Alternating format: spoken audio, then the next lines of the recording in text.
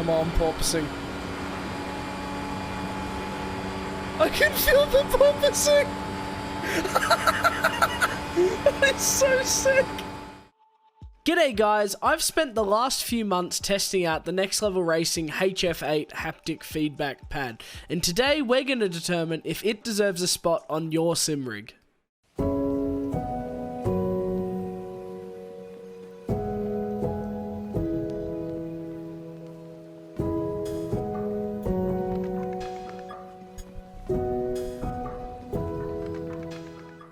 Before we get started, I do just want to say that the HF8 can be used for other types of gaming, but today we're going to focus on its utility as a sim racing device for PC sim racing.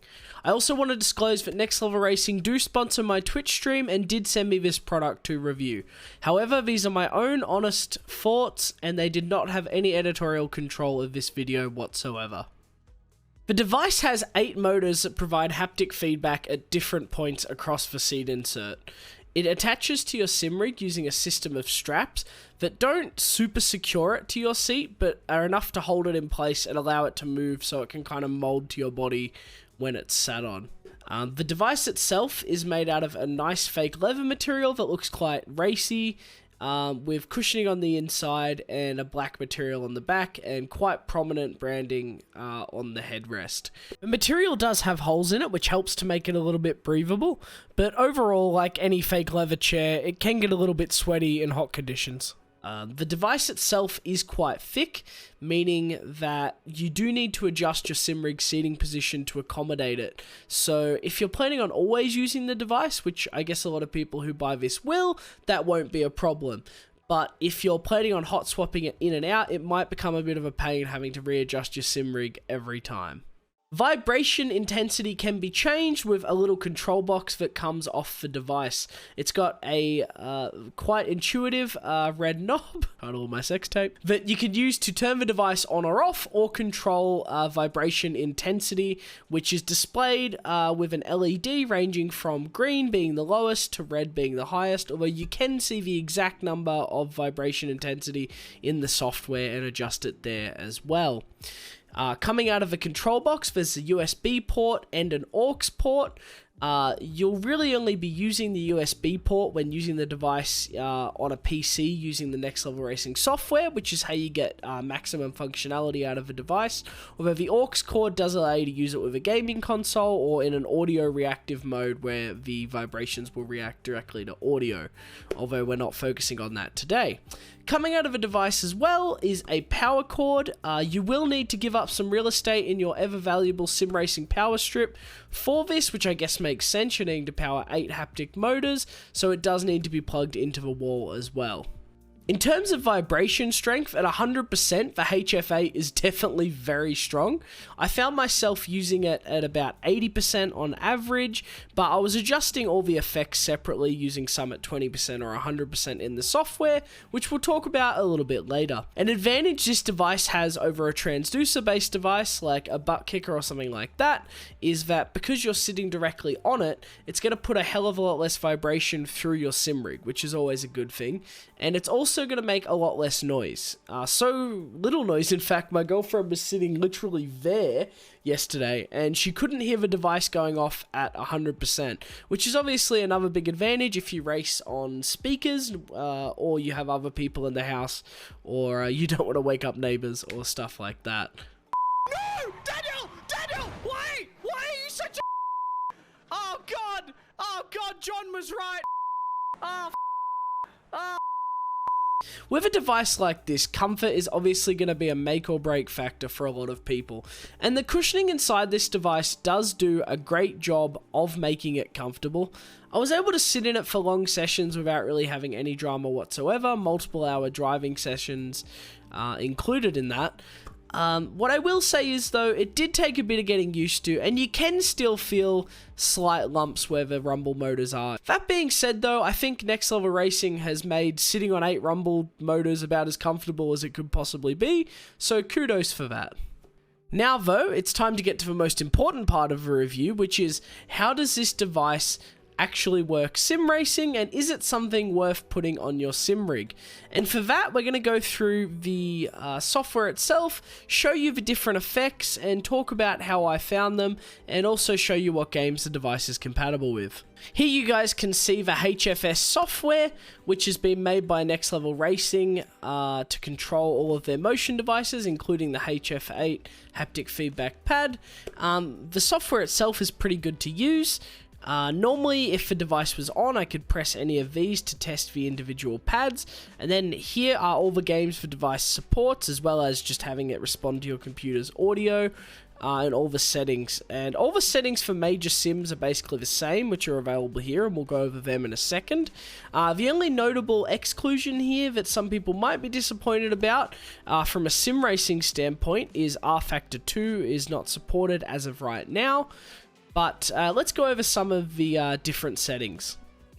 So we've got the gear shift setting, and for each of these you'll note that we can actually choose which one of the transducers down the haptic pad we actually want activated when this device goes off, and the strength of certain devices.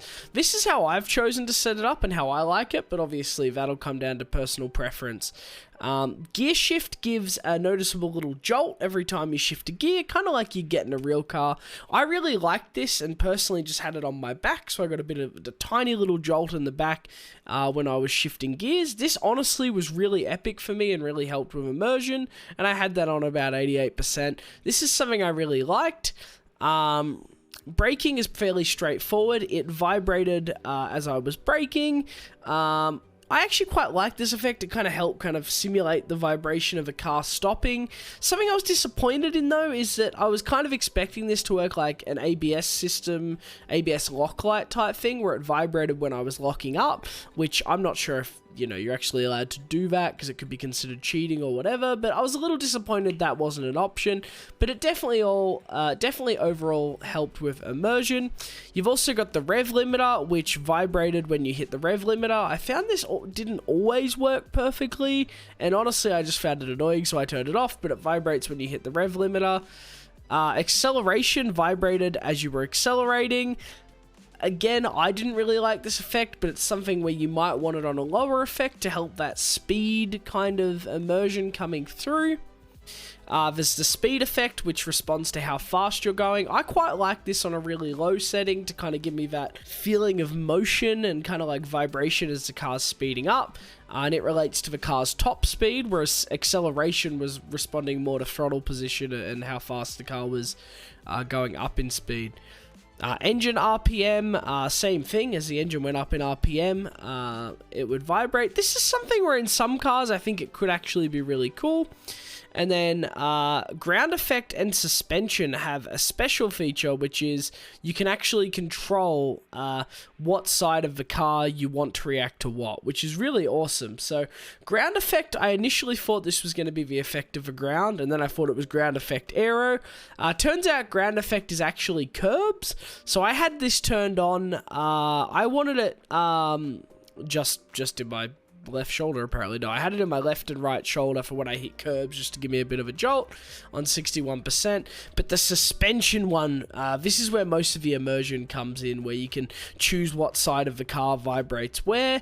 So I had it vibrating the front of my leg and my butt on the left when the front left happened, and then when the rear left happened, my butt and then my lower back. So you could really feel the four corners of the car, and I did find this effect really immersive, like in different cars. Like I tried the F4 car and the GT3 car in close succession, and the F4 car was obviously a lot more violent and bumpy than the GT3 car, which was really cool to see. So these are the different effects available in the software and how the software itself works.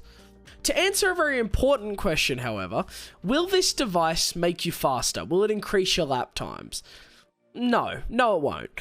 But unlike other immersion creating products like motion platforms that can actually slow you down because you're moving around and you're distracted, this device definitely won't slow you down, and it definitely will create a hell of a lot more of an immersive experience for you if you're chasing that immersion in your sim racing setup.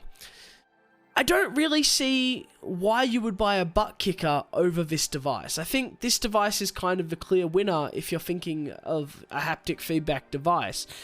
I think at the end of the day, a butt kicker only vibrates one spot. It puts a lot of vibration through your sim rig, which can loosen screws and stuff like that. And the software is nowhere near as good as Next Level Racing's, where you can actually choose the spot on your body you want the vibration to come from. I think the only real argument to get a butt kicker or something over a device like this is that you don't want the pad to sit on, or you really want to sit on your seat without a pad. But I think overall, this device did create a lot of super big wow moments for me, where butt kickers haven't done that in the past. Like, for instance, I went down the Mulsanne Straight, and I'm like, I need to know if I can feel porpoising. So I went down the Mulsanne Straight in a Mercedes F1 car, and I could feel the porpoising, and I was like, completely struck. Or I drove an F4 car around Bathurst, and you could really feel like the harsh suspension of the F4 on the straights, and it tipping into corners, and it really does create a lot of wow moments and a hell of a lot of immersion while driving. And if that's what you're looking for, I think this device is a big winner. Really, the only drawbacks are the thickness of the device, meaning it's a bit hard to hot swap. And obviously, you know, some of you might not want to sit on a pad or something like that. But at the end of the day, if you're looking for a device that creates a lot of immersion, this one might be a winner for you. Hey guys, I just wanted to insert this segment quickly since I've found out the price of a device since recording the rest of the video. Here's the price down below here internationally. Personally, I think this is a pretty fair price for a product you get, and it's priced pretty comparatively with butt kickers or other haptic devices, but I'll let you decide how you feel about the price based on the video. Thank you guys so much for watching the video. Please do like, subscribe, and comment. It really does help. And if you guys want to come hang out, I stream on Twitch 6 days a week at twitch.tv/DanielGray10. See you guys next week for another YouTube video. Bye!